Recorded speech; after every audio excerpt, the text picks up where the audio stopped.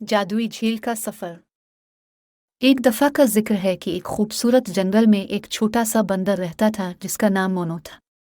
Mono को नई जगहें तलाश करना और नए दोस्त बनाना बहुत पसंद था।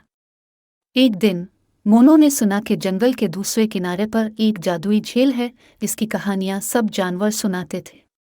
मोनो ने फैसला किया कि वो इस झील को देखने जाएगा। रास्ते में मोनो ने एक उदास खरगोश को देखा जो एक बड़े दरख्त के नीचे बैठा था। मोनो ने पूछा, तुम इतने उदास क्यों हो?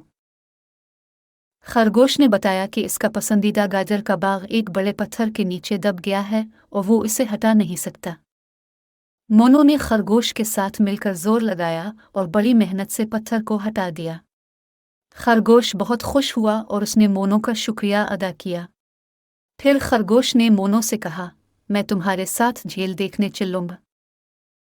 रास्ते में मोनो और खरगोश ने एक परेशान चिड़िया को देखा जो अपने घोंसले से गिर गई थी और वापस ऊपर नहीं जा पा रही थी। मोनो ने कहा, हमें इसकी मदद करनी चाहिए। मोनो ने एक छलांग लगी और चिड़िया को इसकी घोंसले में पहुंचा दिया। जब वो आखिरकार जादुई झील पर पहुंचे तो वो हैरान रह गए।